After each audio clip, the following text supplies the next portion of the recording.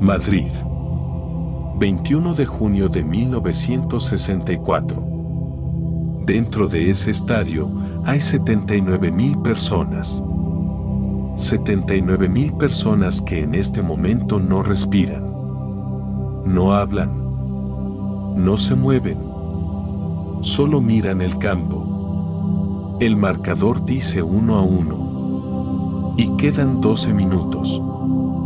12 minutos para que España gane su primer título en la historia. O 12 minutos para que ocurra algo que nadie en ese estadio se atreve siquiera a imaginar. Hay un hombre en el palco de ese estadio que tiene más que perder que nadie esta tarde. No es ninguno de los 11 jugadores españoles que están en ese campo. No. Es el hombre que lleva 25 años gobernando España. Y si el partido termina en empate o en derrota, él tendrá que bajar de ese palco y entregarle el trofeo al representante del país que representa todo lo que él ha combatido durante décadas. Frente a 79.000 personas. Frente a las cámaras de toda Europa. Pero eso aún no ha ocurrido. Porque todavía quedan 12 minutos. Y en el fútbol, 12 minutos pueden ser una eternidad. Hoy vamos a hacer algo que pocas veces se hace de verdad. Vamos a vivir esa tarde de junio desde dentro. No como espectadores. Como si estuvieras ahí. Como si el olor a hierba mojada y a tabaco negro llegaras a notarlo tú, ahora mismo, mientras escuchas estas palabras. Porque esta historia no es solo sobre un partido de fútbol. Es sobre un país que estaba cambiando. Es sobre hombres que cargaron con el peso de una nación sobre sus espaldas. Y es sobre algo que tardó 44 años en volver a ocurrir. Que empiece. Cierra los ojos un momento. Imagínate despertando en una mañana cualquiera de junio. España. 1964. No hay teléfono móvil. No hay internet. No hay redes sociales ni notificaciones ni pantallas que consultar nada más abrir los ojos. No existe nada de eso. Lo que hay es esto. El sonido del lechero en la calle, muy temprano, antes de que haya luz. El traqueteo metálico de los cántaros. La voz del sereno que recorre su ronda. El gallo del vecino del cuarto piso, que tiene gallinas en la azotea porque así lo han hecho siempre y nadie le ha dicho que no. Y sobre la mesilla, un transistor. Un radiotransistor pequeño, de plástico beige o marrón, que capta mal cuando hay nubes y que chirría si lo acercas demasiado a la lámpara. Ese transistor es tu ventana al mundo. La radio es lo que te conecta con lo que pasa más allá de tu calle, más allá de tu barrio, más allá de tu ciudad. La España en la que te despiertas ese junio de 1964 es un país en medio de una transformación que pocos en ese momento saben del todo explicar. No hace tanto tiempo, 15 años, 20 como mucho, muchas familias españolas pasaban hambre de verdad. Hambre sin metáfora. Hambre de la que hace que los niños se duerman sin cenar. Había cartillas de racionamiento para el pan, el aceite, el azúcar. Había mercado negro. Había extraperlo. Eso fue hace no mucho. ¿Y ahora? Ahora hay algo que hasta hace muy poco solo tenían los ricos. Hay un coche. No un coche cualquiera. El SEAT 600. Un coche pequeño, ruidoso, sin radio ni cinturón de seguridad ni espejo retrovisor. Un coche que se compra a plazos, que se mantiene con sacrificio, que se lava el domingo por la mañana antes de ir a misa. Pero es un coche. Y tener coche en 1964 en España significa algo. significa que algo está cambiando, que el túnel empieza a tener salida. En los hogares más afortunados ha llegado algo todavía más extraordinario: el televisor. Un mueble enorme, de madera oscura, con una pantalla pequeña en el centro que emite en blanco y negro. Cuesta 18,000 pesetas. Para muchas familias, eso es varios meses de salario. Se compra a plazos, como el coche. Se paga poco a poco. Y cuando llega a casa, los vecinos del rellano vienen a verlo. Los de arriba y los de abajo. El del primero que nunca saluda. La viuda del tercero que no habla con nadie desde que murió su marido. La abuela que dice que es un invento del diablo pero se sienta delante de él cada noche sin que nadie se lo pida. Porque en 1964 en España, hacia el año en que jugamos esta historia, hay alrededor de 1,5 millones de televisores en todo el país. Pero los ve mucha más gente, porque quienes no tienen aparato en casa van a verlo a casa del vecino, al bar de la esquina, al centro parroquial.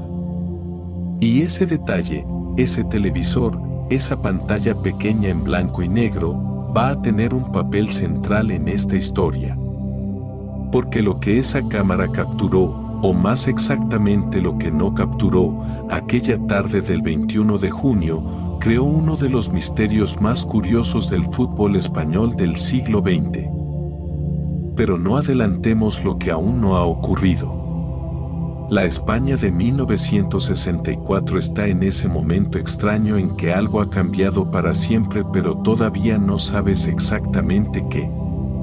Las mujeres siguen necesitando el permiso del marido para abrir una cuenta bancaria, para tener un pasaporte, para firmar un contrato. El divorcio no existe. La censura decide qué películas puedes ver, qué libros puedes leer, qué canciones puedes escuchar en la radio. Pero a la vez, por primera vez en décadas, llegan turistas de Francia, de Alemania, del Reino Unido. Llegan con su ropa diferente, con sus costumbres distintas, con sus cámaras de fotos. Y traen algo que no viene en ninguna maleta pero que se nota en el ambiente, la idea de que hay otras formas de vivir.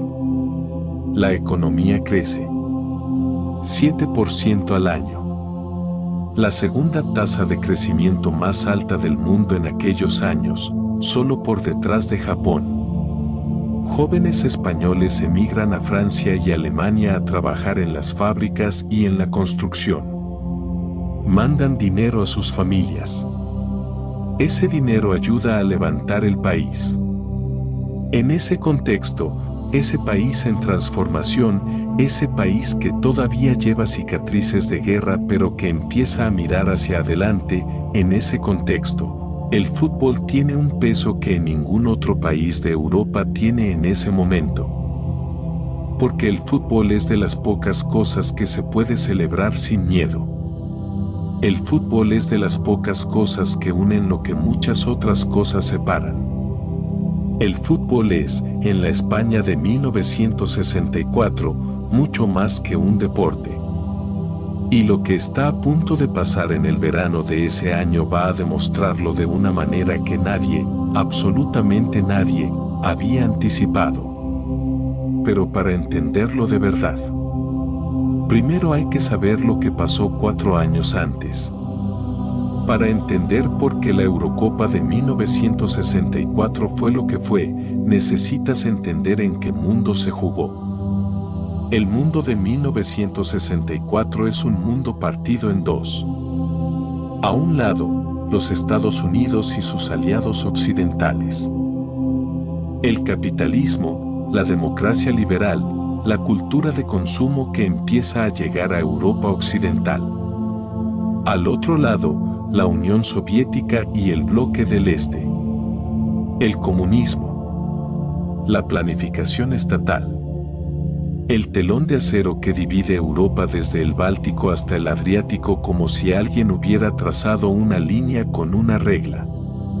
Y entre medias, El miedo. No es un miedo que se hable en voz alta. Es un miedo de fondo, como el ruido constante de una ciudad que nunca para. Está siempre ahí. A veces más presente, a veces más lejano, pero siempre ahí. Hace apenas 6 años, en 1958, la Unión Soviética lanzó el Sputnik, el primer satélite artificial en orbitar la Tierra. Una esfera de metal, del tamaño de una pelota de playa, que daba vueltas alrededor del planeta emitiendo un pitido regular que se podía captar con una radio. Ese pitido lo cambió todo. Porque si los soviéticos podían poner un satélite en el espacio, podían poner una bomba. En 1961, los soviéticos pusieron al primer hombre en el espacio. Yuri Gagarin. Un piloto soviético de 34 años que orbitó la Tierra en 108 minutos y volvió a casa vivo. El mundo quedó sin palabras. En 1962, el mundo estuvo más cerca de una guerra nuclear que en ningún otro momento de la historia. La crisis de los misiles de Cuba. 13 días en que los dos bloques se miraron al abismo y estuvieron a punto de saltar.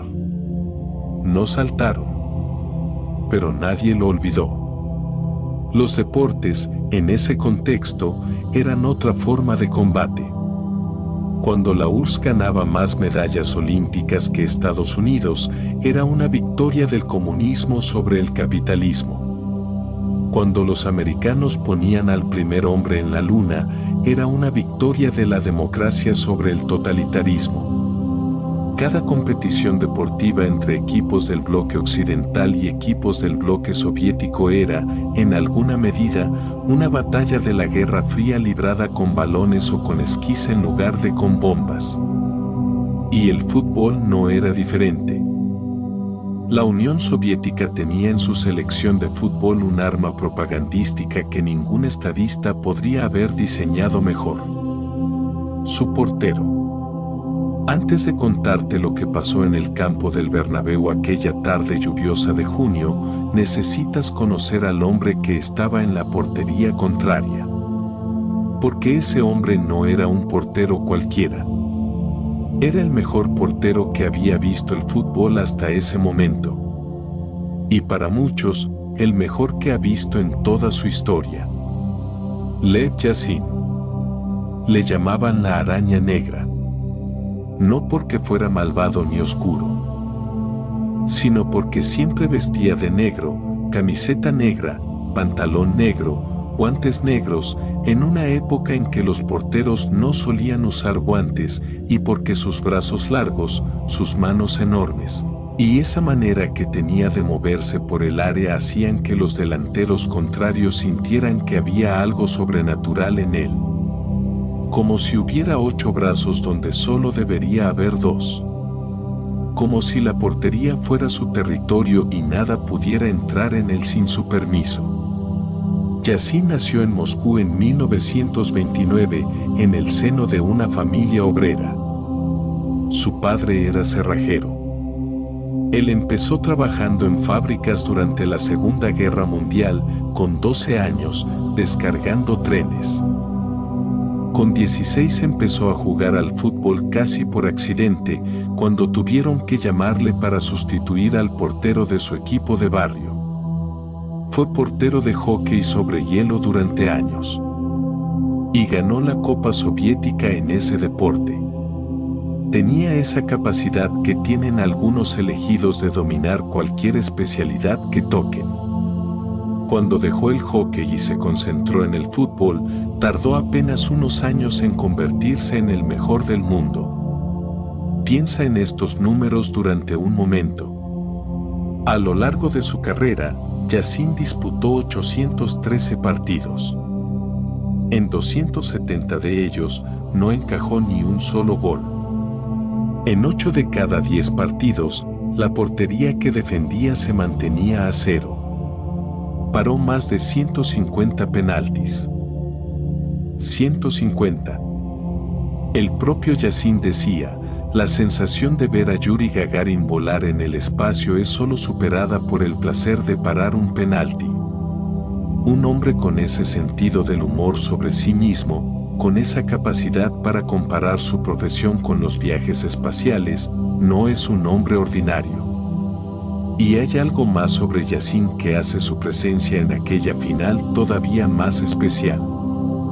En 1963, el año anterior a la Eurocopa, recibió el Balón de Oro, el premio al mejor futbolista del mundo. El único portero en la historia del fútbol, el único hasta hoy, hasta este mismo momento en que estás escuchando estas palabras, que ha ganado ese galardón. El mismo trofeo que ganó Luis Suárez en 1960. Y en esa final de 1964, España tenía al ganador del Balón de Oro del 60 intentando marcar goles, contra el ganador del Balón de Oro del 63 intentando impedirlo. Dos de los mejores futbolistas del planeta, enfrentados en el mismo partido. Eso, solo eso, ya habría sido suficiente para que aquella final fuera histórica. Pero había mucho más. Porque Yacine, para la URSS, no era solo un portero. Era un símbolo. Hablaban de él como la cara sonriente del comunismo. Un hombre al que los periódicos occidentales admiraban a pesar de sus prejuicios ideológicos. Alguien que había logrado algo que ningún político del bloque soviético había conseguido: hacerse querer por la gente al otro lado del telón de acero. El programa espacial soviético tenía el Sputnik y a Gagarin. La industria militar tenía los tanques y los misiles. Y el fútbol soviético tenía a Lev Yashin. Para España, superarle era uno de los desafíos más grandes que podía plantearse. Pero antes de llegar a ese momento, España tenía que llegar primero a la final. Y el camino para llegar hasta allí empezó mucho antes del primer partido. La historia de la Eurocopa de 1964 no comienza en 1964. Comienza en 1960. Y comienza con una derrota que no fue una derrota en el campo. Fue una derrota antes de pisar el campo. En 1960 se celebra la primera edición de la Copa de Europa de Naciones, lo que hoy conocemos como la Eurocopa. Es un torneo nuevo, todavía buscando su identidad, todavía sin el prestigio que tendrán las ediciones siguientes. Participan 17 selecciones nacionales. Y España llega a esa primera edición con uno de los mejores equipos que ha tenido en toda su historia. No exagero. Piénsalo. En esa selección española de 1960 juegan Alfredo Di Stéfano, Luis Suárez, recién ganado el Balón de Oro, Francisco Gento, Kubala. Di Stéfano, el hombre que algunos consideran el mejor jugador de la historia antes de que existiera Pelé o Maradona. Un delantero con capacidad para jugar en cualquier posición del campo y dominarla. Kubala, el húngaro que se había refugiado en España y se había convertido en el ídolo de los aficionados catalanes. Un artista del balón con una delicadeza que pocas veces se había visto en un campo de fútbol. Gento, el extremo más rápido de Europa. El hombre al que los defensas miraban correr y simplemente se rendían. Y Luis Suárez, 22 años, recién proclamado mejor jugador del mundo, con esa visión del juego que décadas después seguiría sin tener explicación racional. Ese equipo tenía todo para ganar esa primera Eurocopa. Pero no lo hizo. Porque España no se presentó a sus cuartos de final. El sorteo había deparado que España tenía que enfrentarse a la Unión Soviética en cuartos de final. El formato del torneo era de eliminatorias a doble partido, ida en un país, vuelta en el otro. los partidos se tenían que jugar.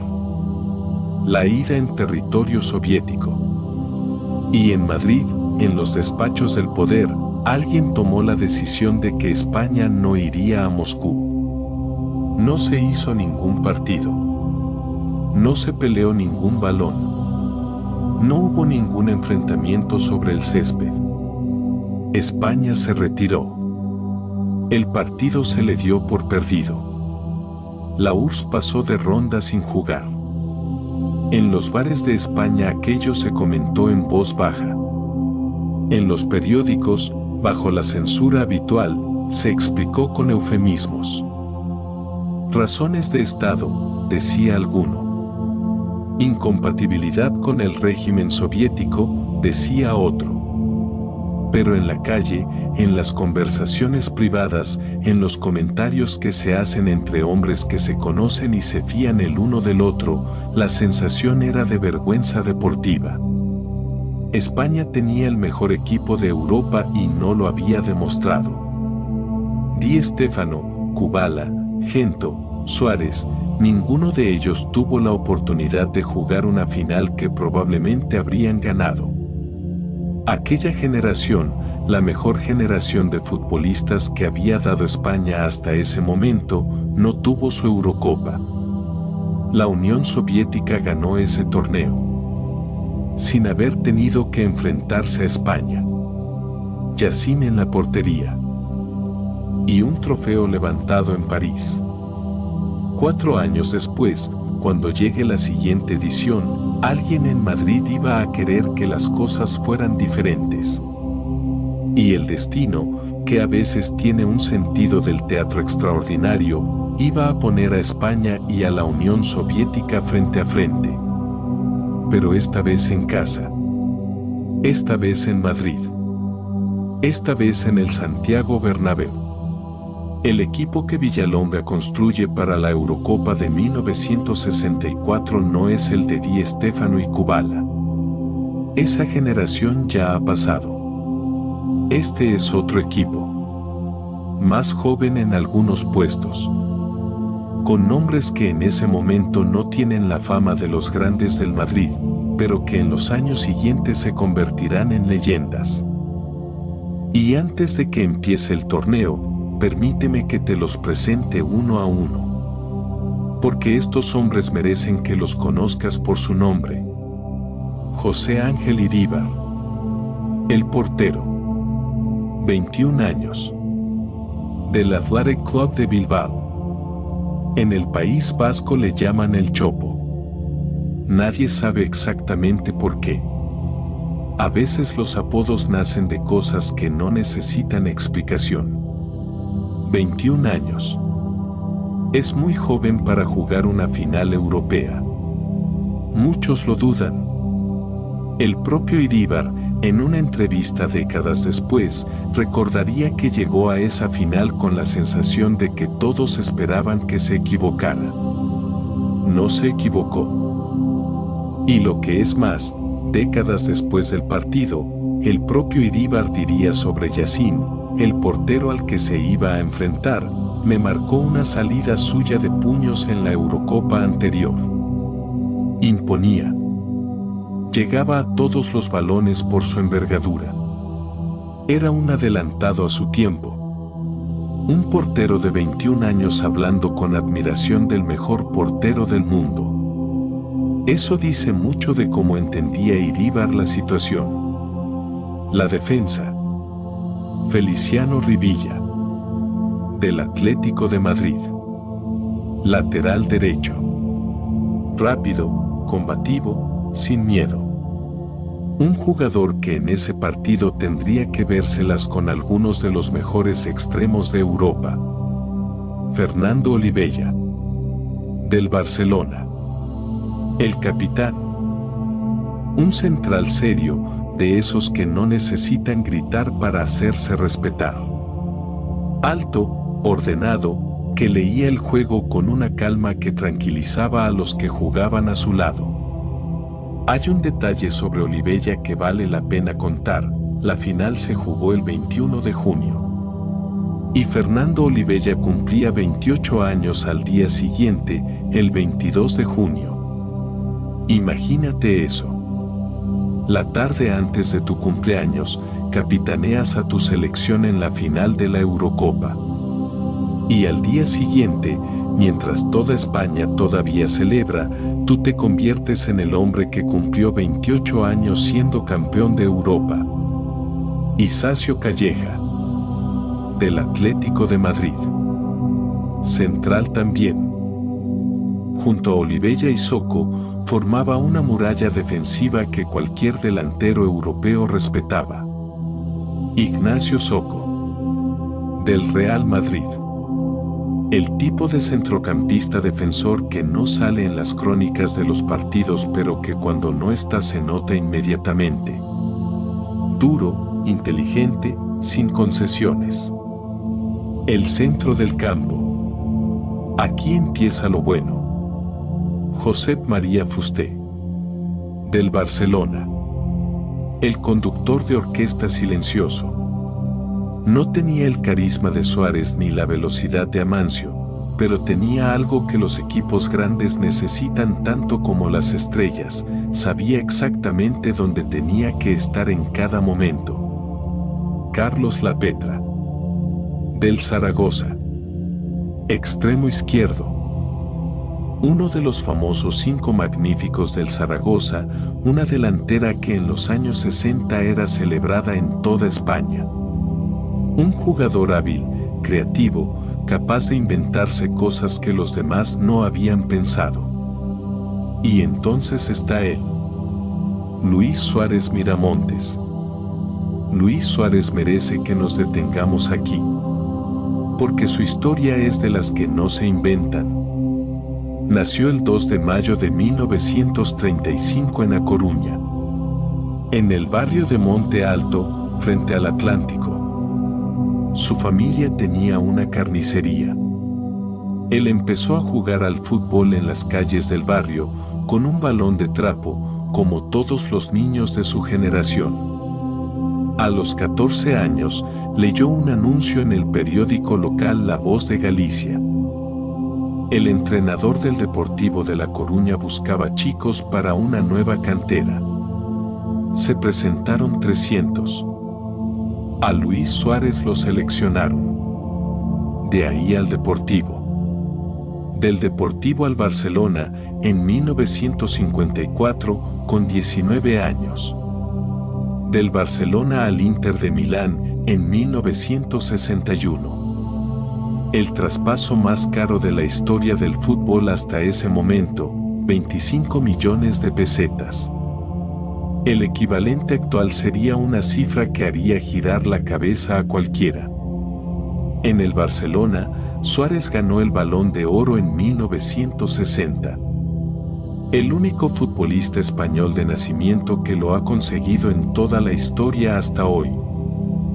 La revista France Football, que otorga el premio, escribió sobre él: tiene la autoridad de un duque, la precisión de un geómetra y la belleza de un Apolo. No está mal como descripción. Y fue Alfredo Di Stéfano, su compañero de selección, el propio Di Stéfano, uno de los mejores jugadores de la historia, quien le puso el apodo que le acompañaría toda la vida: el arquitecto. Porque así construía el juego Luis Suárez. Como un arquitecto construye un edificio, desde los cimientos, con paciencia, con precisión, colocando cada pieza en su sitio exacto. Cada pase tenía un propósito. Cada movimiento tenía una razón. En 1964, en el verano de esta historia, Luis Suárez acaba de ganar la Copa de Europa con el Inter de Milán. El Inter de Helenio Herrera, el grande Inter, derrotó al Real Madrid en la final de Viena por 3-1. Luis Suárez, en junio de 1964, es el mejor jugador del mundo que no tiene el Balón de Oro ese año. Y viene a jugar la Eurocopa con su selección cargando toda esa calidad sobre un campo de hierba mojada en Madrid. Y ahora, los atacantes. Amancio Amaro, del Real Madrid. Extremo derecho. Un mago del regate. Un jugador capaz de dejar a 3 defensores estáticos en el suelo con un solo movimiento de caderas. Rápido, habilidoso, con esa chispa que los aficionados ven y reconocen inmediatamente como algo especial. José María Pereda. Chus Pereda. Del Barcelona. Delantero. Un hombre de pegada brutal, de esos que cuando disparan hacen que el portero desee haber elegido otra profesión. Y del que, en unos días, este guión va a tener que contar una historia que tardó 44 años en contarse bien. Marcelino Martínez. Marcelino es quizás el más especial de todos. Nació en Asturias. Jugaba en el Real Zaragoza, donde se había convertido en el máximo goleador de la historia del club. Un ariete en el sentido más clásico de la palabra, el hombre que aparece en el área cuando el balón llega, que no se sabe muy bien cómo, pero siempre está en el sitio correcto en el momento correcto. Hay un dato sobre Marcelino que siempre se menciona cuando se habla de él. De joven fue seminarista. Estudió para sacerdote antes de decidir que su destino estaba en los campos de fútbol. Del seminario al Santiago Bernabéu. Pocos recorridos vitales tienen esa narrativa. Y ese hombre, ese seminarista asturiano que terminó jugando de delantero en el Zaragoza, iba a marcar el gol más importante de la historia del fútbol español hasta ese momento. Aunque nadie lo sabía todavía. Y por encima de todos ellos, el entrenador. José Villalonga. Un hombre que ya había ganado las 2 primeras Copas de Europa de clubes con el Real Madrid, en 1956 y en 1957. Serio, tranquilo, metódico. Un entrenador que no se dejaba llevar por el ruido exterior y que tenía clarísimo qué quería de sus jugadores. Y Villalonga tenía un método propio para hablar con sus hombres antes de los partidos grandes. Un método que Chus Pereda recordaría hasta el final de su vida. La víspera de la final, Villalonga llevó a sus jugadores a un jardín. Y allí, en la tierra, con una piedra como puntero, dibujó el campo de fútbol. Las 2 porterías. Las 2 áreas. Las posiciones. Y entonces cogió una piedra del suelo. Y dijo, estas somos nosotros. Y luego cogió una piña caída de un árbol. Y dijo, ellos son esto, una piña cerrada, fuerte, unida. Y los miró. ¿Qué son más fuertes?, preguntó, ¿las piedras o las piñas? Los jugadores se miraron entre ellos.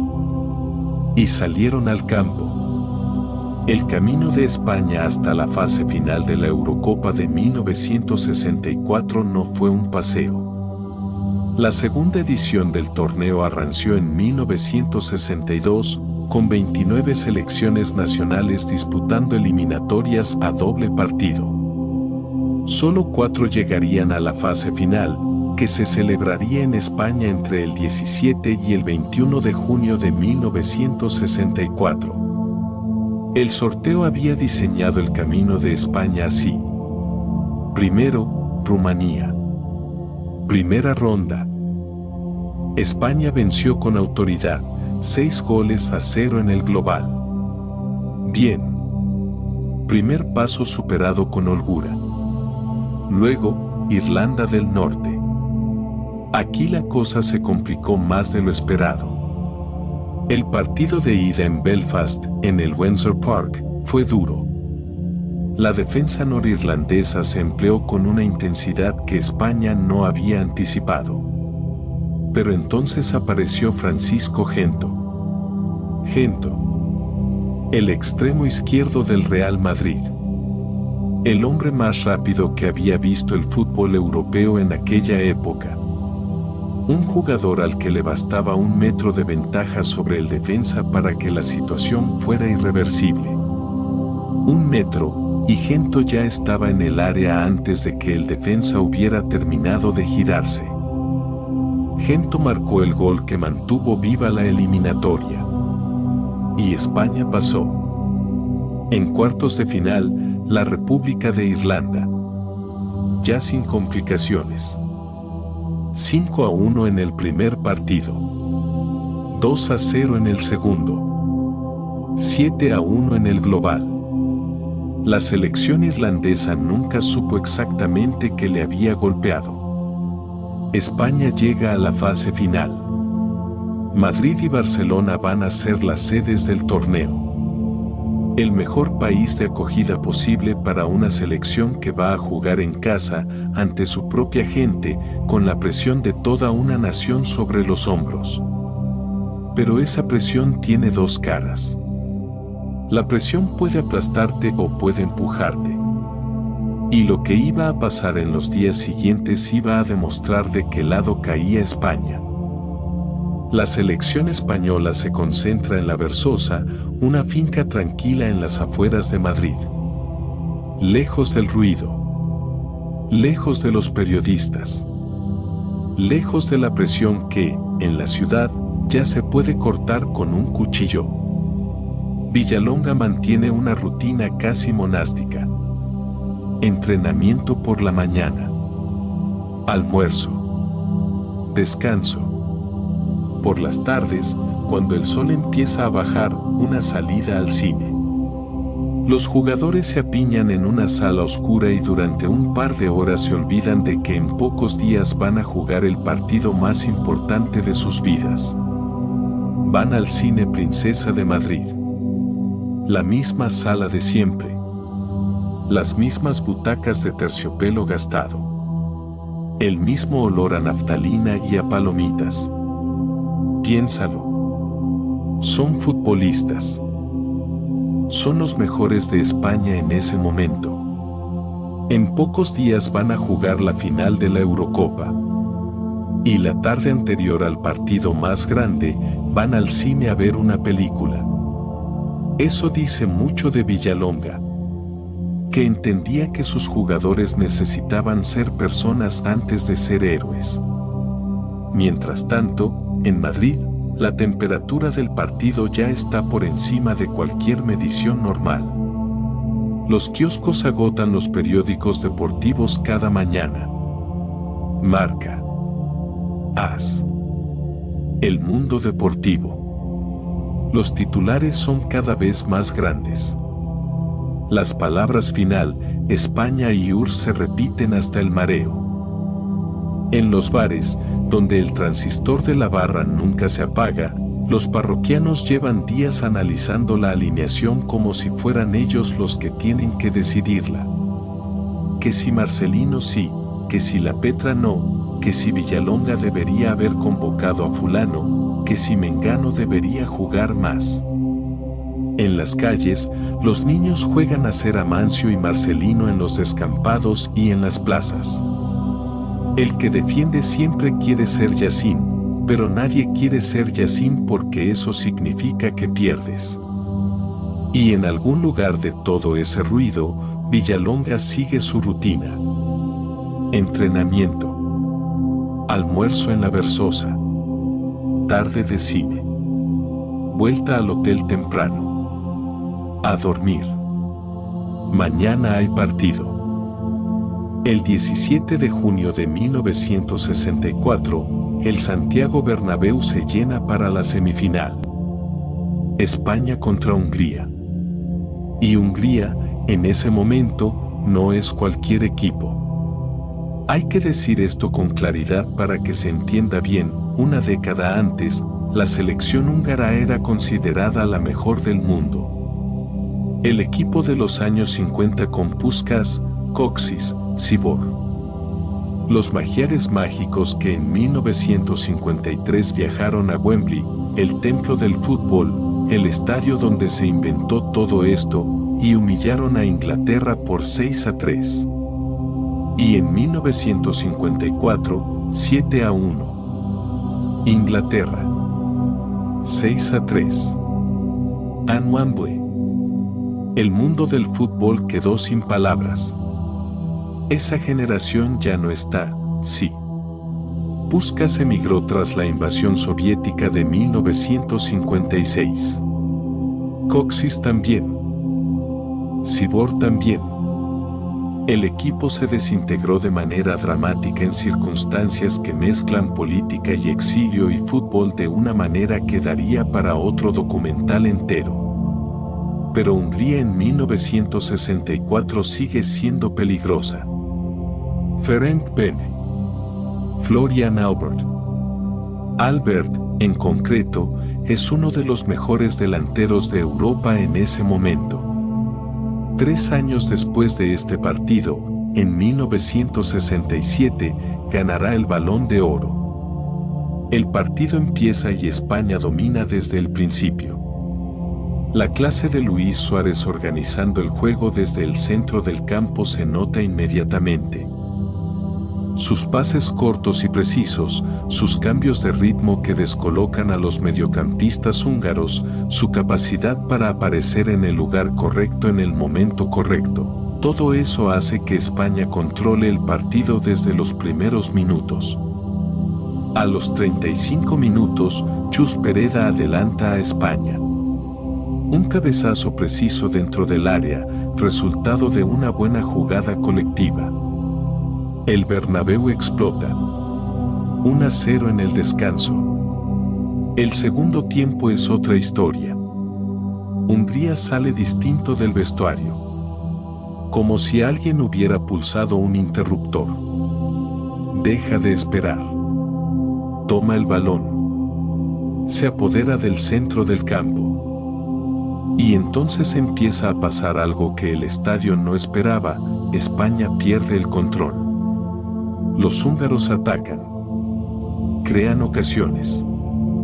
La defensa española tiene que emplearse a fondo. Iríbar, el joven portero del Athletic, tiene que intervenir en varias ocasiones con una seguridad que no corresponde a alguien de su edad.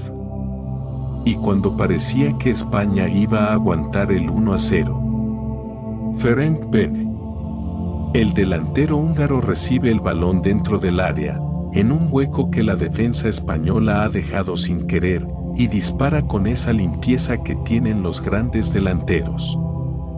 El balón entra. 1-1. Al Bernabéu se le cae el alma. Ese tipo de silencio que pesa. El que entra por los huesos. Los últimos 20 minutos del tiempo reglamentario son un tormento. España empuja. Hungría aguanta. El marcador no se mueve. Prórroga. 30 minutos más. Los jugadores están agotados. Es junio en Madrid. El calor seco que aplasta. Las crónicas de la época cuentan que los jugadores españoles perdieron 3 kilos de peso durante ese partido. 3 kilos. En 90 minutos de fútbol más una prórroga de 30. Pero el Bernabéu no se rinde. 70 y tantos mil personas que empiezan a cantar. Primero algunos. Luego más. Luego todos. El nombre de España coreado en el estadio como si la voz colectiva pudiera empujar a 11 hombres al otro lado de la línea de meta. Y entonces, en la prórroga, aparece Amancio. Amancio Amaro, el extremo derecho del Real Madrid, recibe el balón en el área. La defensa húngara está cansada. Ha corrido demasiado. Ha pensado demasiado. Y Amancio, que cuando tiene un momento de libertad puede hacer cosas que no parecen posibles, tiene ese momento. Dispara. El balón entra. El ruido del Bernabéu en ese momento es físico. Es algo que se siente en el pecho, no solo en los oídos. 70 y tantos mil personas que de repente son una sola voz, un solo grito que sube hacia el cielo de Madrid como si quisiera llegar a algún lugar. España está en la final. Mientras tanto, en el Camp Nou de Barcelona, la otra semifinal ha terminado sin historia. La Unión Soviética ha despachado a Dinamarca por 3-0. Sin prórroga. Sin sufrimiento. Con autoridad. Los soviéticos llegan a la final frescos, descansados, con toda la confianza del mundo. España llega agotada, con los jugadores habiendo perdido 3 kilos por cabeza, con un nivel de desgaste físico que ningún preparador físico del mundo habría recomendado en la víspera de una final. Y sin embargo, hay algo en ese vestuario español después del partido que no tiene nada que ver con el cansancio físico. Hay una chispa. La chispa de los equipos que han sufrido juntos. Los equipos que han estado al borde y han vuelto. Los equipos que saben que pueden. La final era en 4 días. Y entre medias, iba a haber una decisión que nadie esperaba. Entre la semifinal y la final, hay 4 días. Y en esos 4 días ocurre algo que durante décadas se contó poco, que se archivó en los despachos y en las memorias de quienes lo vivieron, y que hoy sabemos que estuvo a punto de cambiar la historia. En Madrid, en los despachos del gobierno, hubo un debate. Un debate real, tenso, con posiciones encontradas. Sobre si España debía jugar esa final. 4 años antes, en 1960, la decisión había sido no jugar. No ir a Moscú. No enfrentarse a la Unión Soviética. Y aquella decisión, aunque tuvo sus justificaciones en los parámetros de la época, había dejado una herida de vergüenza deportiva que no había cerrado del todo. Ahora, en 1964, la situación era diferente. Ya no se trataba de ir a territorio soviético. El partido era en Madrid. En el Bernabéu. Ante más de 79.000 españoles. Pero la pregunta seguía siendo la misma: ¿era correcto, desde el punto de vista del régimen, compartir un escenario deportivo con la representación del bloque comunista? El ministro de Asuntos Exteriores, Fernando María Castilla, lideró una corriente que abogaba por la retirada. Sus argumentos tenían cierta coherencia interna. Participar en el partido, ganar o perder, suponía dar reconocimiento deportivo a un régimen con el que España no tenía relaciones diplomáticas normales. Pero al otro lado de la mesa estaba José Solís Ruiz, ministro secretario del Movimiento Nacional. Un hombre conocido por su facilidad para manejar situaciones difíciles, por su capacidad para encontrar el camino entre las posiciones contrarias. Y Solís veía la situación de una manera completamente diferente. ¿Por qué retirarse? ¿Por qué darle a la URSS una victoria sin pelota? Si España tenía un buen equipo, si España jugaba en casa, si España podía ganar. ¿No era mejor jugar y ganar? El debate duró días. Imagínate lo que sentían los jugadores en la Berzosa mientras todo esto ocurría. Llevan semanas concentrados. Han ganado la semifinal de la manera más dramática posible. Están agotados pero ilusionados. Y saben, porque los rumores llegan a todas partes, que en algún despacho de Madrid hay hombres discutiendo si el partido que ellos llevan meses preparando va a jugarse o no. Saben que pueden llegar a la mañana del 21 de junio y que alguien les diga, no vais a salir al campo. No por una lesión.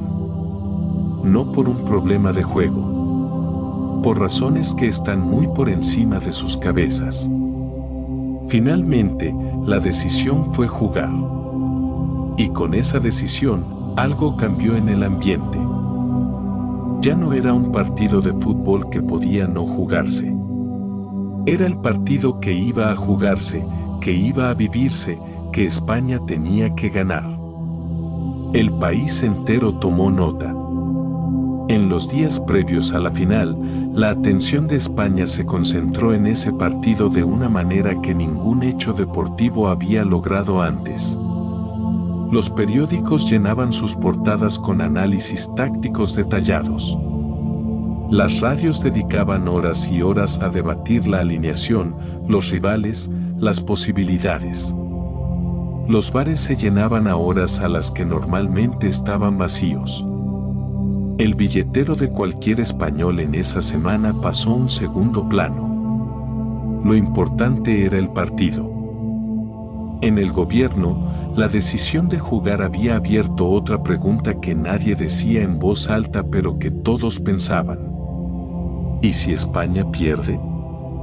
Si España perdía, Franco tenía que levantarse de su palco y bajar al campo y entregarle la copa a un representante de la Unión Soviética. Ante 79.000 personas.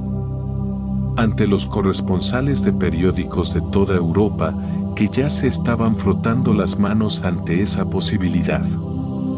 Sería la imagen que los periódicos italianos, franceses, alemanes, ingleses irían a portada al día siguiente. El hombre que había decidido no jugar en 1960 por miedo a este momento, ahora en ese momento, sin salida. Nadie articuló esos pensamientos en público. Pero todos los que estaban en el Bernabéu esa tarde del 21 de junio lo sabían. El partido no era un partido. Era una apuesta. Son las 7 de la mañana del 21 de junio de 1964. Y Madrid ya sabe que hoy no es un día normal. Se nota antes de que suene ningún despertador. Se nota en el silencio diferente de las 6 de la mañana, cuando normalmente la ciudad duerme, pero esta noche muchos no han dormido bien. Se nota en el lechero que pasa más rápido de lo habitual, como si él también tuviera prisa porque llegue la tarde. Se nota en la portera del cuarto que ya está barriendo la entrada a las 7 menos cuarto, cosa que nunca ha hecho en su vida, y aprovecha para decirle al primero que baja a comprar el periódico que ella cree que Marcelino va a marcar. El primer vecino que llega al kiosco encuentra que ya hay 3 personas delante de él. Y el kiosquero está saludando a cada uno con la misma frase: hoy es el día. Los periódicos se agotan en minutos. Marca, AS, El Mundo Deportivo. Las portadas son todas variaciones del mismo tema: España en la final. El Bernabéu. La copa que podría ser nuestra. Algunos titulares ya dan el resultado por hecho. España campeón, en letras de imprenta, como si el marcador final ya estuviera escrito. Como si nadie en esa redacción pudiese concebir otra posibilidad. Pero los que han visto más partidos en su vida, los que tienen más años y más derrotas a las espaldas, saben que en el fútbol no hay nada escrito hasta que el árbitro pita el final. El cielo de Madrid esa mañana no es el azul limpio de los días de verano madrileños. Hay nubes. Nubes grises que a medida que avanza la mañana se van juntando, acumulándose, amenazando con algo que en junio en Madrid no es habitual: lluvia. No un aguacero. No una tormenta de verano espectacular con rayos y truenos. Algo peor, a su manera, una llovizna fina y persistente. El tipo de lluvia que moja sin que te des cuenta. La lluvia que cala sin ruido y que cuando miras el suelo ves que está empapado sin saber bien en qué momento ocurrió.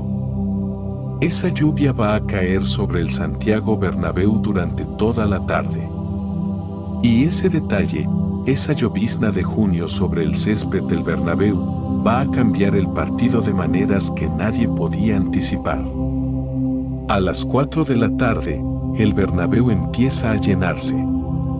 La gente llega en tranvía, en autobús, en los SEAT 600 que aparcan en el Paseo de la Castellana y caminan los últimos metros. Los más mayores llevan sillas de madera plegables por si no encuentran asiento. Los más jóvenes llevan bocadillos envueltos en papel de periódico y cantimploras de agua. Y hay algo que ninguno de los que entraron al Bernabéu ese día olvidaría. El ruido. Ese ruido que empieza siendo un murmullo y que a medida que el estadio se llena se convierte en algo físico, en algo que puedes sentir en el esternón. Ese ruido que tiene su propio ritmo, que sube y baja como la respiración de un ser vivo, que te eriza los pelos de los brazos aunque hayas visto cientos de partidos y te hayas prometido a ti mismo que esta vez no te vas a emocionar. A las 5 menos cuarto, en el túnel de vestuarios, 11 hombres en camiseta azul están escuchando las últimas palabras de Villalonga. Iríbar, el joven de Bilbao. Rivilla, Olivella, Calleja, Soco. Fusté. Suárez. La Petra. Amancio. Pereda. Marcelino. 11 hombres. 11 nombres. Ninguno de ellos había ganado nunca un título con la selección. Ninguno de ellos sabía si iba a volver a tener otra oportunidad como esta.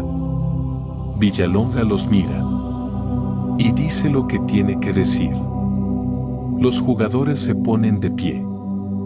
Se ajustan las medias. Se atan los tacos. Se dan palmadas en la espalda los unos a los otros. Y empiezan a caminar hacia el túnel.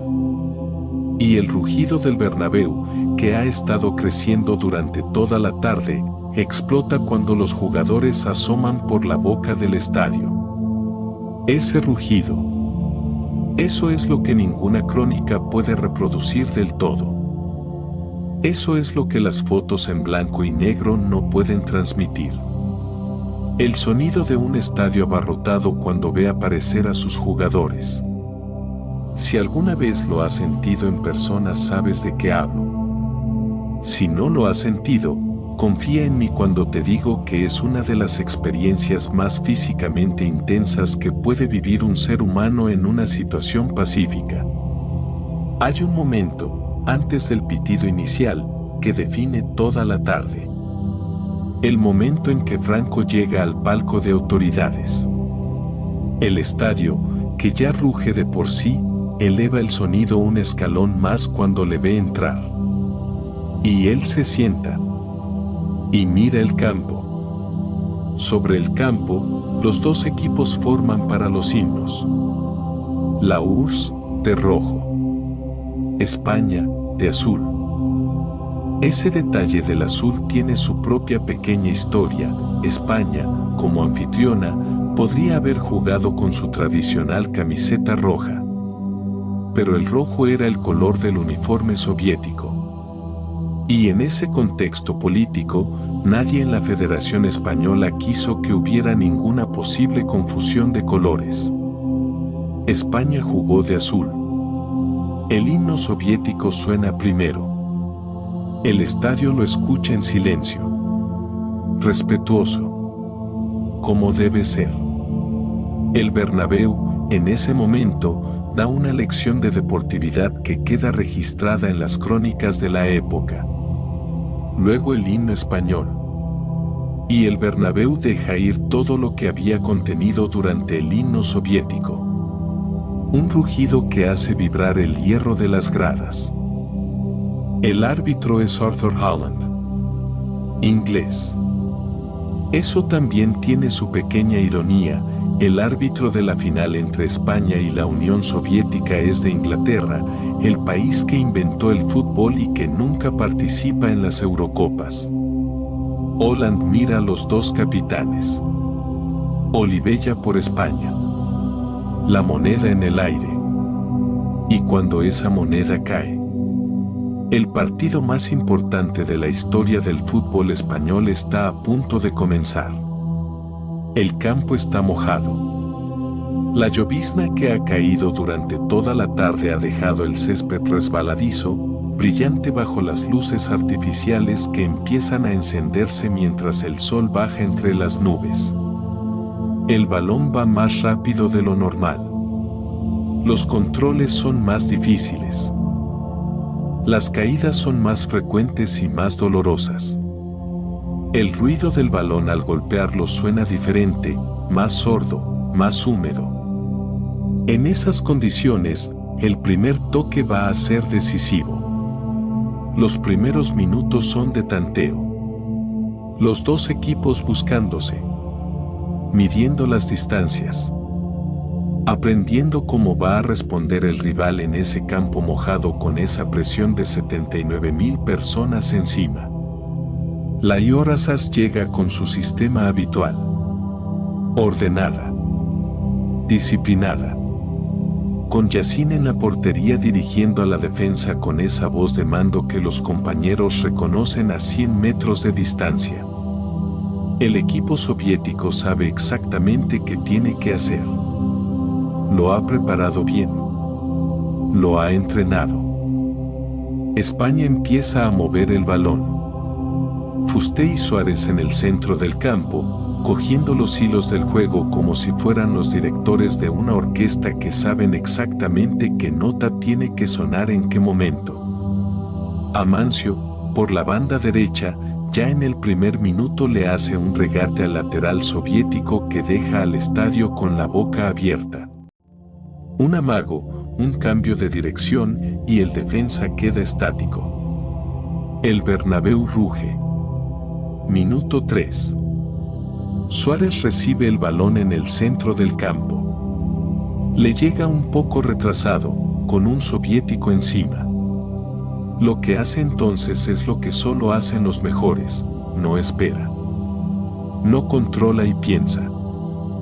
Controla en el mismo movimiento con que ya está pasando el balón al siguiente. Un pase al primer toque, de tacón, que cambia la dirección del juego y que deja a dos soviéticos mirando hacia donde estaba el balón mientras el balón ya está en otro lado. El estadio lo ve. Lo reconoce.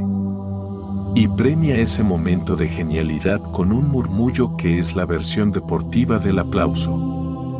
Minuto 6. Luis Suárez está en el centro del campo cuando Valentín Ivanov, el capitán soviético, recibe un pase largo que llega ligeramente pasado. Ivanov tiene que estirar la pierna para controlarlo. Y en ese momento, esa fracción de segundo en que el balón está entre los pies de Ivanov y no está del todo controlado, aparece Suárez. No lo hace con fuerza. No empuja, no arrebata. Lo hace con la elegancia de quien tiene clarísimo que el balón va a ser suyo antes de que el rival lo haya entendido. El balón es suyo. Y Suárez mira hacia adelante, hacia el área soviética, y ve a Chus Pereda haciendo una diagonal perfecta. El pase es preciso. Bajo. Rápido sobre el césped mojado. Pereda lo recibe en carrera. Un defensa soviético llega tarde. Pereda controla, se acomoda con la derecha. Y dispara. El balón entra por la escuadra derecha de la portería de Yacine. La araña negra no puede hacer nada. El gol más rápido que se ha marcado nunca en una final de la Eurocopa. 6 minutos. España por delante. El Bernabéu en estado de delirio. Y en el palco, el hombre que vino a ver ese partido asiente levemente. Sin exageraciones. Con la contención de quien sabe que todavía falta mucho partido. Porque en el fútbol, la historia de los primeros 6 minutos no es la misma que la historia de los 90. Minuto 8. 2 minutos. Solo han pasado 2 minutos desde el gol español. Y la Unión Soviética responde. Galimzian Husainov, el extremo izquierdo soviético, quizás el jugador más peligroso del equipo ruso en ese partido, recibe un pase largo que cae en el borde del área.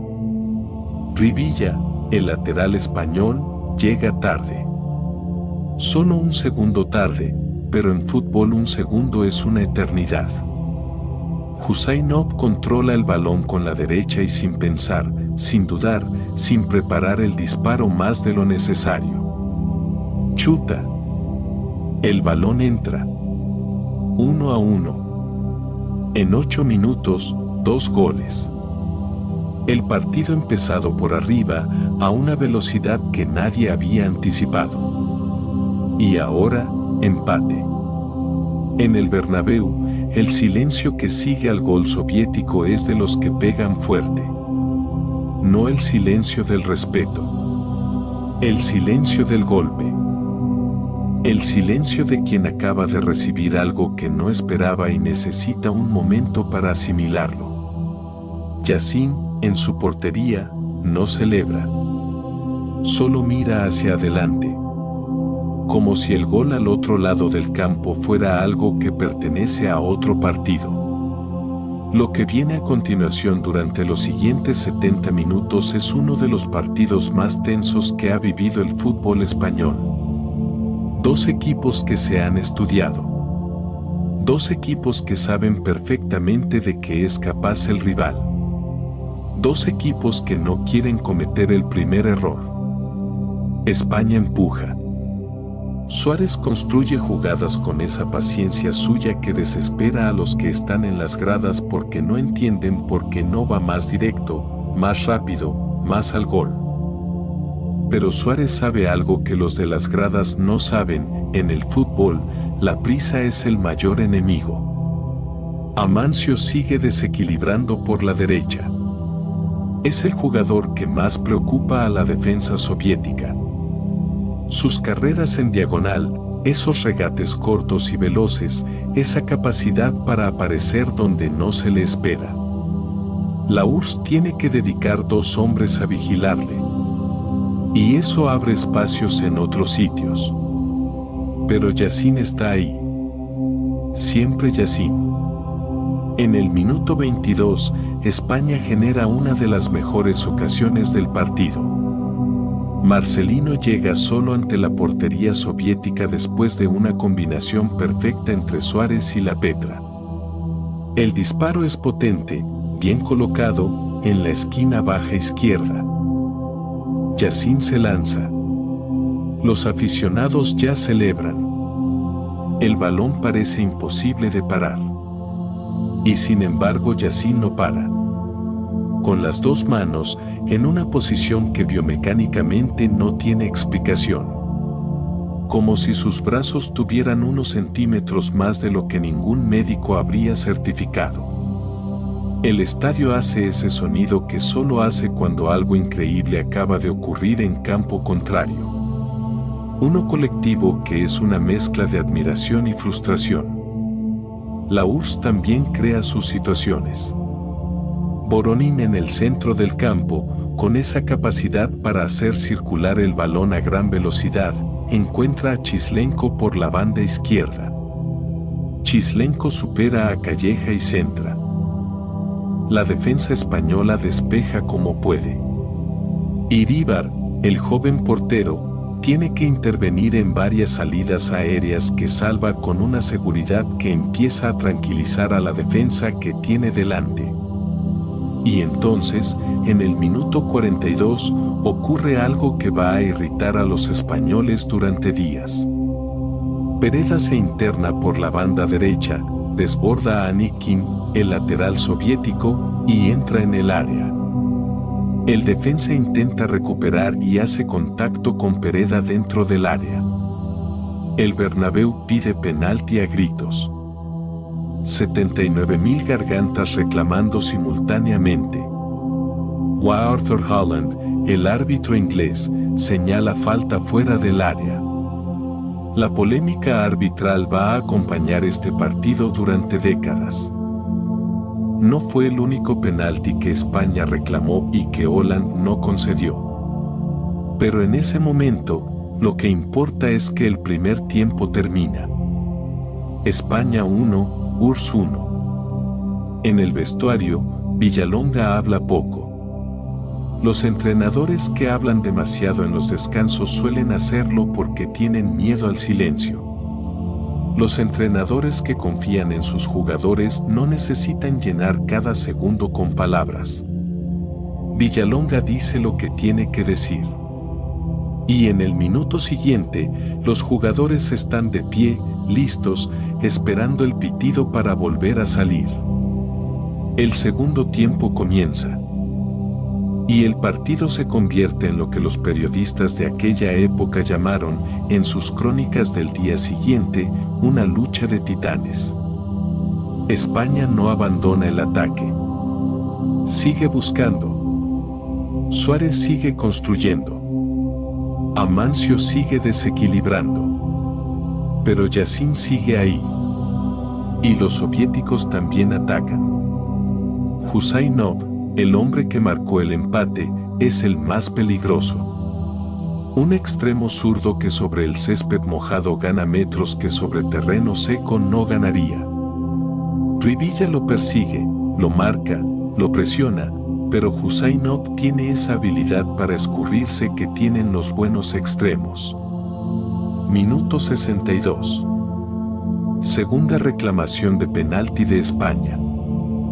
Esta vez es Marcelino quien entra en el área y cae al suelo después de un contacto con un defensa soviético. El Bernabéu vuelve a pedir a gritos lo que cree evidente. Haaland vuelve a señalar falta fuera. El Bernabéu vuelve a explotar de indignación. Los minutos pasan. El marcador no se mueve. 1-1 en el minuto 70. 1-1 en el 75. 1-1 en el 78. Y el estadio empieza a sentir algo que no ha sentido en toda la tarde, el miedo a la prórroga. Porque España ya jugó una prórroga 4 días antes, contra Hungría. Porque los jugadores ya tienen en los músculos el peso de esa tarde. Porque la prórroga puede ser el territorio donde el desgaste físico decide el partido antes que el fútbol. Y entonces, en el minuto 82, el estadio empieza a cantar. No sé exactamente quién lo empezó. Probablemente nadie lo sabe. Las cosas así no tienen un autor identificable. Empiezan en algún lugar de las gradas, se expanden de fila en fila, de sector en sector, hasta que de repente todo el estadio está cantando el mismo nombre. España. España. España. Como si 79.000 voces pudieran empujar 11 cuerpos al otro lado de la línea de meta. Y luego llegó el minuto 84. Quedan 6 minutos. El reloj en el estadio marca 84. Y Chus Pereda tiene el balón en la banda derecha. Víctor Anikin, el lateral izquierdo soviético, está delante de él. Anikin lleva toda la tarde marcando a los jugadores españoles que pasan por su zona. Es un defensa serio, experimentado, disciplinado. Pero lleva 90 minutos corriendo en un campo mojado. Y Pereda también. Pero Pereda tiene algo que en este momento puede más que el cansancio, tiene clarísimo lo que va a hacer. Amaga a la izquierda. Anikin pica. Y Pereda va a la derecha, hacia la línea de fondo, con esa determinación que tienen los jugadores que saben que solo tienen una oportunidad y no piensan desperdiciarla.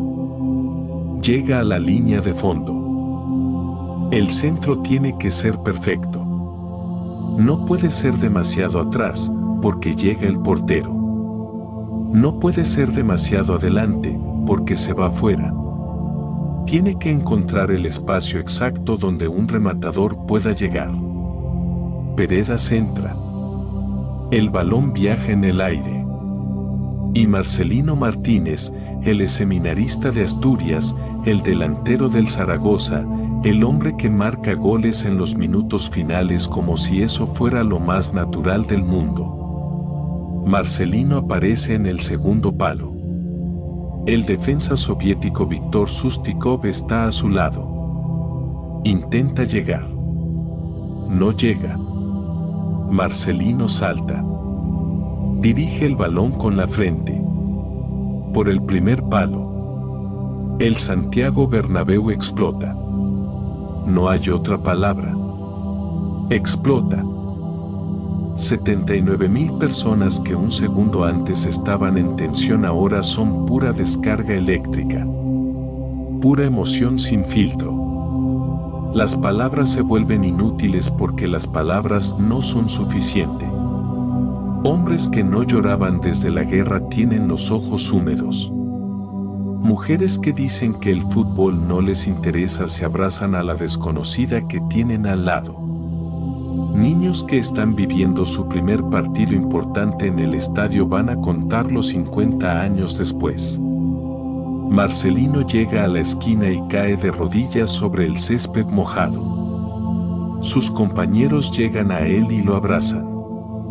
Hay tantos brazos que ya no se distingue quién es quién. Un montón de camisetas azules en el césped verde brillante bajo el cielo nublado de junio. Y en el palco, el hombre que ha venido a ver ese partido se levanta. Solo un momento. Un gesto contenido.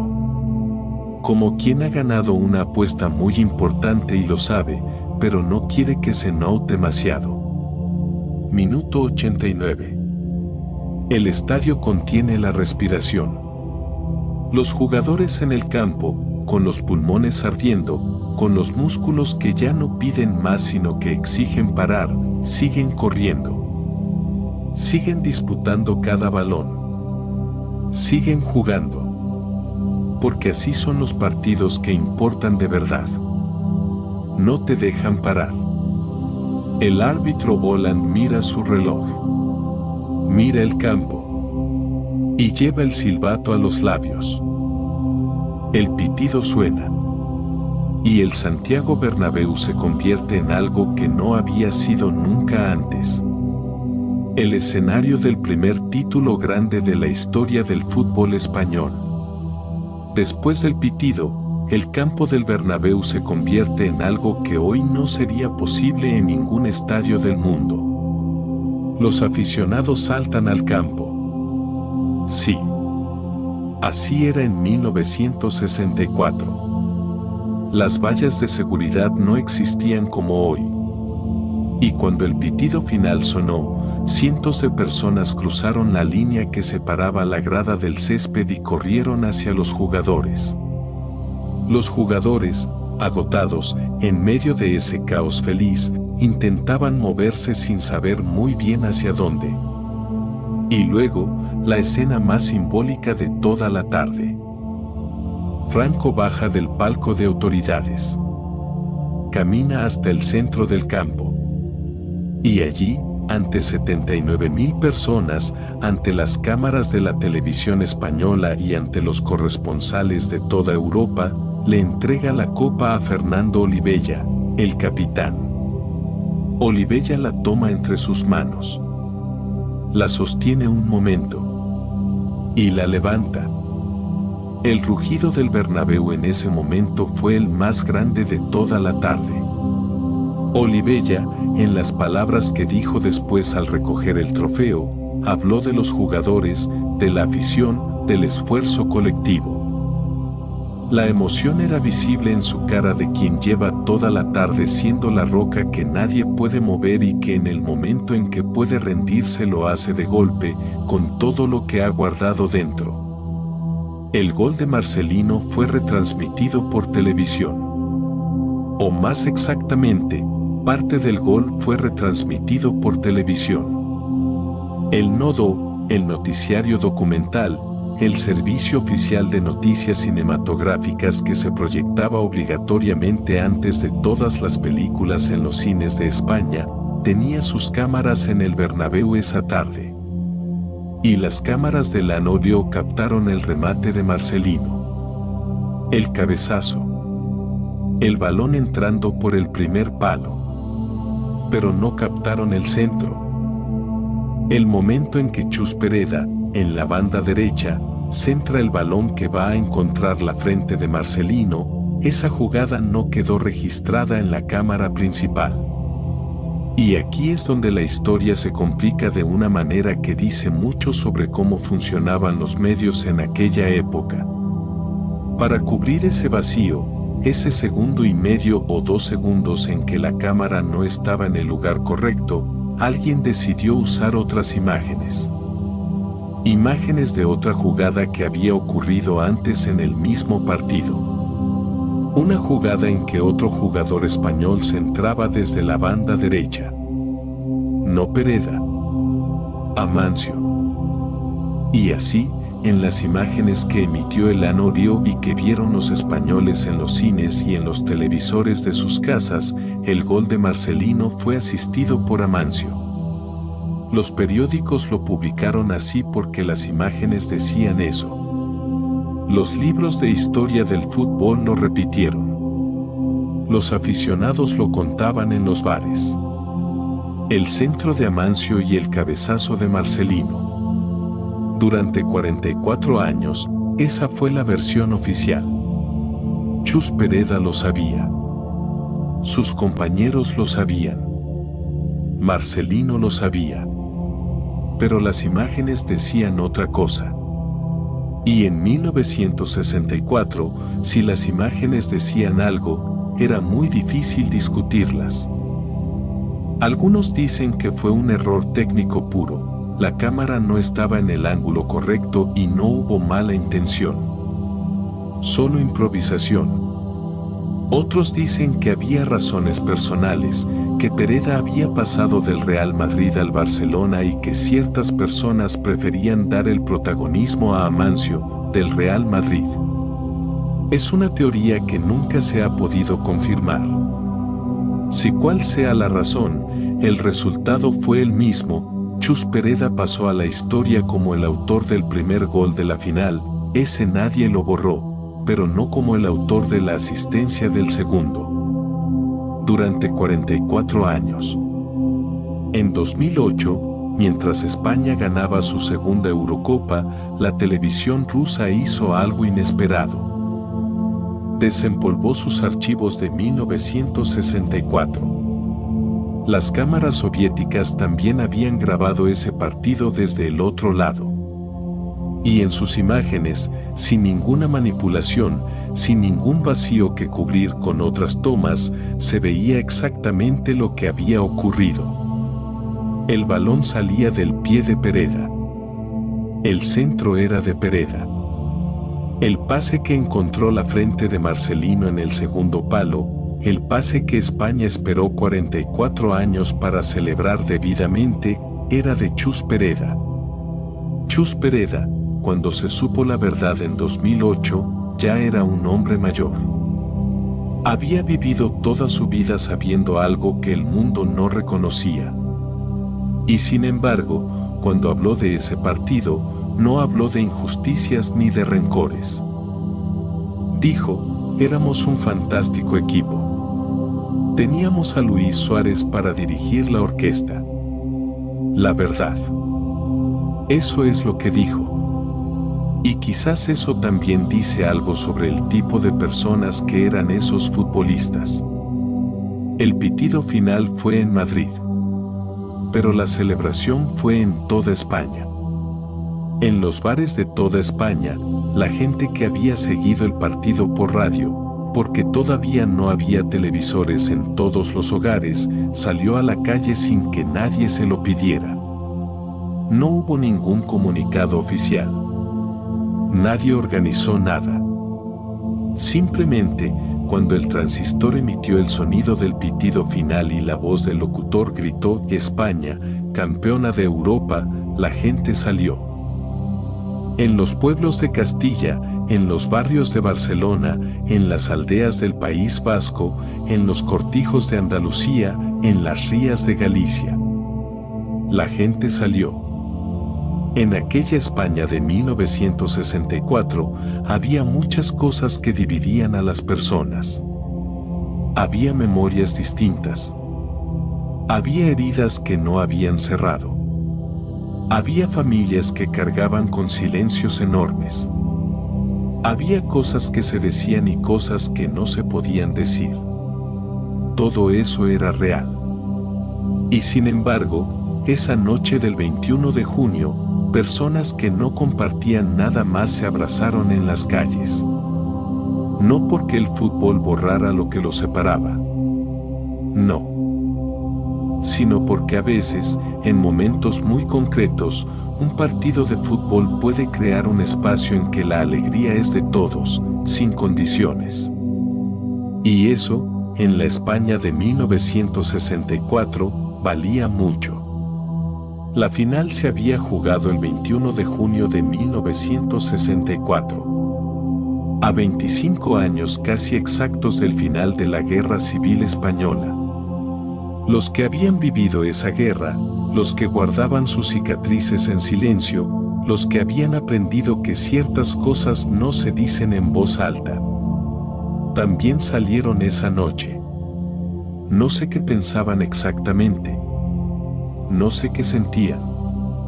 Pero salieron. El fútbol, a veces, tiene esa capacidad extraña de condensar el tiempo. De tomar todo lo que un país es, todo lo que ha vivido, todo lo que teme, todo lo que espera, y meterlo en 90 minutos. Eso es lo que ocurrió el 21 de junio de 1964 en el Santiago Bernabéu de Madrid. Piensa en los 79,000 que estaban en el Bernabéu. Muchos de ellos ya no están. Pero algunos sí. Y esos que todavía están, si les preguntas dónde estaban el 21 de junio de 1964, te lo dicen sin dudar. Te dicen el sector y la fila.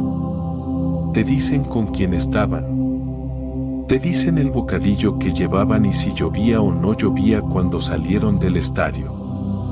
Porque hay partidos que quedan. Y hay momentos que no se olvidan. Y piensa en todos los que no estaban en el estadio. Los que lo siguieron por radio. La anciana que rezaba en voz baja mientras el transistor emitía el partido desde el aparador de su cocina. El padre de familia que no cabía en sí mismo de los nervios. El niño que entendía por la cara de su padre que lo que estaba pasando en ese transistor era importante, aunque no supiera exactamente qué era la Copa de Europa de Naciones. La radio que conectaba a toda España con ese campo mojado en Madrid. La voz del locutor que gritó el gol de Marcelino como si le fuera la vida. El silencio de 2 segundos después del pitido final antes de que la explosión de alegría lo llenara todo. Han pasado más de 60 años desde aquella tarde de junio. Los jugadores que Villalonga alineó aquel día son ya historia. Muchos de ellos no están. El mundo que describimos en este guión, el de los transistores y el SEAT 600 y la televisión de 18,000 pesetas y el anuncio proyectado en los cines, ese mundo también ya no existe. Y sin embargo, el partido sigue existiendo. Los goles siguen existiendo. El gol de Pereda en el minuto 6. El empate soviético en el 8. El cabezazo de Marcelino en el 84. Siguen existiendo porque la memoria los ha guardado. Porque las crónicas los documentaron. Porque el blanco y negro de las imágenes del anuncio, aunque no capturara bien el centro de Pereda, fijó para siempre esos momentos en el tiempo. Y esto es lo que hace que el fútbol sea algo más que un deporte. No el fútbol en abstracto. No la industria millonaria que es hoy, con sus contratos y sus derechos televisivos y sus redes sociales. El fútbol concreto. El de una tarde de junio de 1964 con lluvia fina y un campo mojado y 11 hombres de azul que se jugaban algo que iba más allá de un marcador. Ese fútbol tiene el poder de atravesar el tiempo. de hacer que alguien que no había nacido en 1964 sienta, al escuchar esta historia, algo que se parece mucho a lo que sintieron los que sí estaban. Yo espero que hoy hayas sentido eso, aunque sea un poco.